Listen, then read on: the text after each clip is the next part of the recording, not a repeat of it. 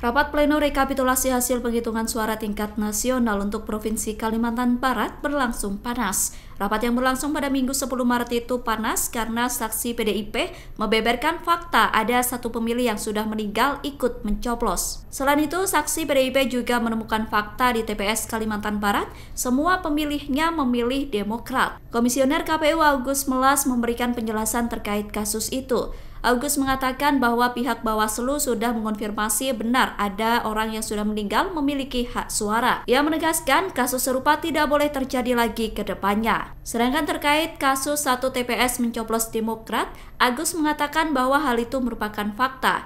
Menurutnya, fakta itu sudah berdasarkan data yakni formulir perolehan suara. Ia menegaskan rekapitulasi di tingkat nasional memang berfungsi untuk mengonfirmasi berbagai hal, termasuk persoalan yang terjadi di TPS Kalimantan Barat itu. Bawaslu Kabupaten Sintang itu mengeluarkan 3 putusan atas laporan. Yang 2 hal itu terkait dengan orang yang sudah meninggal tetapi masuk ke dalam DPT dan diperkenankan memilih. Padahal sudah diketahui orang tersebut sudah meninggal. Begitu. Itu ada di kejadian di TPS 02, Desa Nanga Tekungai, Kecamatan Serawai, Kabupaten Sintang. Lalu yang berikutnya di TPS 02, Desa Deme, Kecamatan Ambalau, Kabupaten Sintang. Nah, di sebentar. Ya. Ini peristiwanya untuk pemilu DPR atau presiden yang putusannya? Semua pimpinan. Semua ya. Oke, silakan lanjut. Karena dia DPT karena dia orang yang sudah meninggal masuk dalam DPT dan diperkenankan memilih. Orangnya hadir.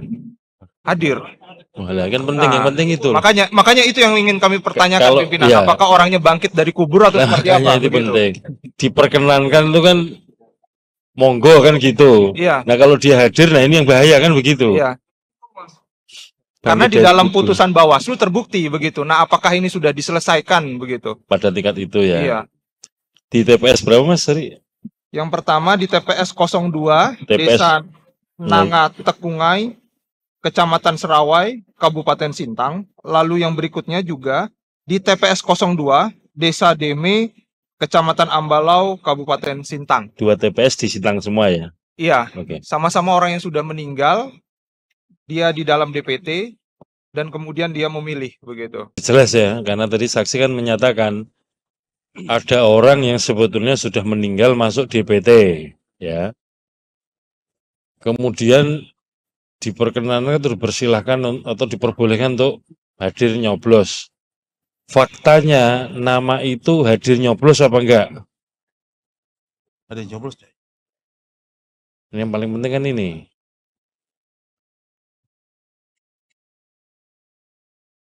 Teman-teman KPU, nama itu hari hadir nyoblos apa enggak? Di TPS yang disebutkan dalam putusan tadi. Tidak hadir Pak Ketua. Kenapa kok enggak hadir? Karena orangnya sudah meninggal. Nah, itu jawaban yang benar. Namanya masuk DPT tapi orangnya enggak hadir ya. Gimana bisa membuktikan orang itu enggak hadir? Di daftar hadirnya tanda tangan enggak? Tidak ada Pak Ketua. Dia yang paling penting dalam pertimbangan, hal tadi amatnya pertimbangan ini terkait di mana ya? Terkait dengan ada nama sukuk telah menggunakan hak pilihnya sesuai dengan daftar pemilih tetap. Namun seorang yang menggunakan data pemilih tetap yang telah meninggal dunia atas nama sukuk tidak diketahui hingga berpotensi seorang menggunakan suara lebih dari 1 kali. Tidak diketahui. Ya. Jadi ada orang yang menggunakan orang yang sudah meninggal atas nama orang lain. Itu berarti cukupnya digunakan hak pilihnya oleh orang lain. Nggak mungkin sudah meninggal berhak pilih. Ya makanya kan pembuktian paling mudah itu kan dicek daftar hadirnya kan. Atas nama yang sudah meninggal itu ada tanda tangan hadirnya enggak? Kalau di sini daftar hadirnya memang sudah digunakan nama sukuk, padahal sukuknya sudah meninggal. Nah, ini kan keterangannya Bawaslu. KPU katanya di tanda tangan daftar hadir enggak tanda tangan. Yang benar yang mana nih? Cek dulu KPU Sintang. Perkaranya di Sintang semua nih. Ada 2 itu. Ada 2 TPS, masing-masing sama ya peristiwanya. Ada orang yang sama-sama diketahui sudah meninggal masuk DPT. Nah, pertanyaannya orang itu hadir nggak jadinya? Itu dulu. Kalau menurut putusan, tadi katanya Orang lain. digunakan orang lain. Nah, taunya kalau orang lain yang hadir, gimana pembuktiannya? Terus orang yang hadir menggunakan atas nama sendiri itu kena sanksi apa? Kalau ada orang tidak berhak menggunakan nama orang lain untuk nyoblos kan kena pidana itu. Ya. Orang itu diketahui. Tidak diketahui. Penggunanya tidak diketahui. Yang hadir atau menggunakan itu atas nama orang yang sudah meninggal nggak diketahui ya? Tidak diketahui. Oke. Lalu status suaranya gimana? Apakah dibatalkan satu suara, dinyatakan tidak sah satu suara, atau di PSU-kan untuk memurnikan hasil pemungutan suaranya di situ? Justru kalau lihat amarnya, dia tidak bisa ada kendala terkait dengan direkomendasikan PSU karena sudah melewati 10 hari. Itu kalau di sini diketemukan setelah 13 hari setelah hari. Bukan. Putusannya tanggal berapa itu? 5. Putusannya tanggal 5 Maret. Terus diajukannya tanggal berapa atau dilaporkannya?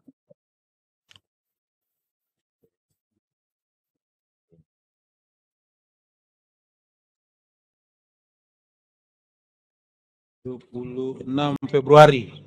26 Februari. 26 Februari itu sudah lewat dari 24 ya. Oke. Nah, orang yang meninggal itu atas nama siapa? Dua orang itu. Di dua putusan yang berbeda tadi. Mas KPU, KPU-nya harus ngecek ya atas nama siapa yang meninggal. Karena yang ngurus ini KPU loh. Bawaslu kan tinggal memutus saja perkara ini. Coba dicek namanya siapa di TPS berapa. Sudah ketemu KPU. Soal kemarin semalam itu kan di kabar kan ada satu TPS yang mencoblos satu partai doang Mas. Sama ada satu orang yang sudah meninggal.